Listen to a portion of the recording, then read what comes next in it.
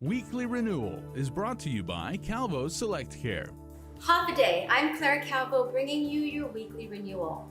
Today, I am here with Barbara Calvo-Damron, who is a registered nurse, and first and foremost, she's my sister. So thanks for being here today, Barb. You're welcome. Very welcome. So I wanted to talk to you about a lot of different things.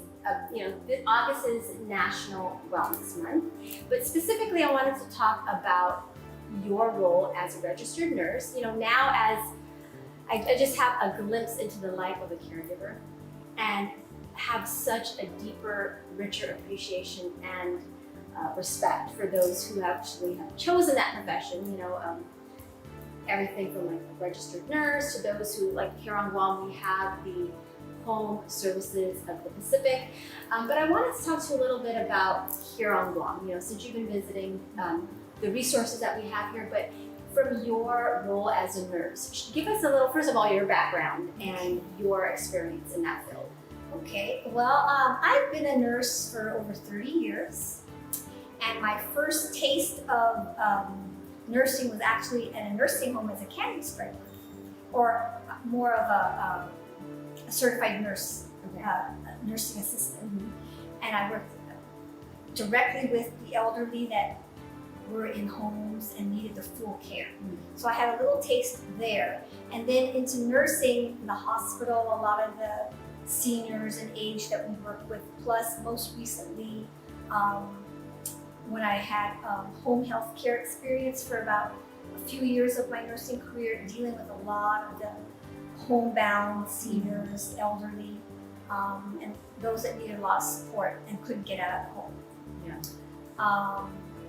I'm curious, really quick, what sparked your interest in that specific age group?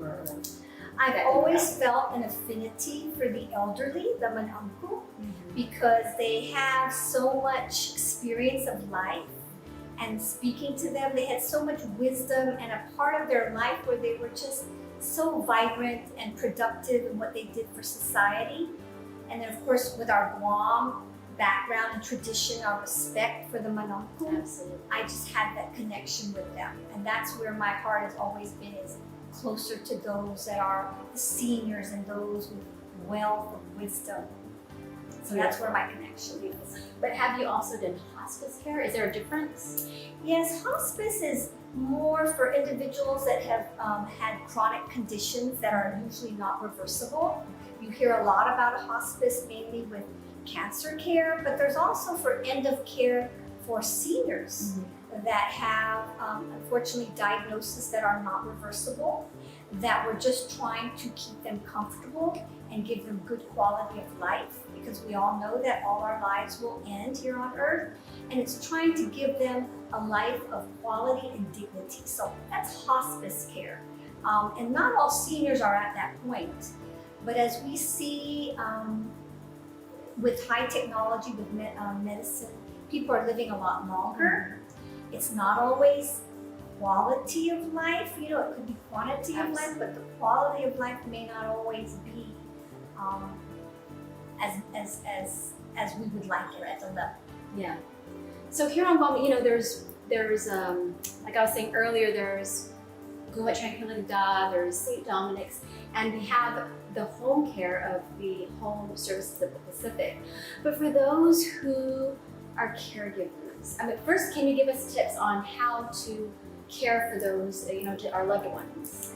I think it's really important to always look what resources are available in the community. I haven't worked as a nurse on Guam for over 20 years, but I know that there are some outreach programs through UOG. I've also been a participant of some of the modules by Dr. Tuado and the support care they have for dementia and the elderly. So those are areas to look into, but it's really important to remember that they're a very special population when you get into that part of your life where you really need a lot of support, because a lot of our manamku, they're losing their friends, have passed away. They don't have as many family that can support them. The economy is hard, and so I think they struggle. So it's important to remember that they have their own struggles, even though the families that are supporting them are trying their best.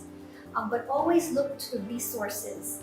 And I found Dr. Twaddle's modules in caring for individuals with dementia and the elderly to be really very good resources. Because even as a nurse, even though I have not dealt with personally until recently a family member who is going through dementia, actually how it impacts me. And I didn't realize how much I did not know. Right. So you mentioned Dr. Twaddle. He's at UOG. Yes. And I believe it's Guam, Micronesia, Geriatric Workforce. Yes. So that's how people could probably look him up online. And these workshops or these modules, they're free, right? They're basically Yes, Yeah. yes. So I think it's through a grant that they're able to provide this. Exactly. And the details of what the elderly and those with dementia might be going through, to try and understand it from their perspective, because there's stressors on both the individual going through it as well as the caregivers. Right, and that's what I want to talk to as well. But when you speak of caring, like you said, it's not just their physical care, but their mental, emotional care. Yes. And taking all of that into account. Because even though we see the changes, sometimes we forget that they're still in there and we don't know exactly what they're experiencing, and then not just physically, but emotionally. Exactly. And they're not, some of the individuals with dementia may not have that communicative part of verbally speaking what's understandable. So sometimes learning the cues of what's painful, what's making them sad.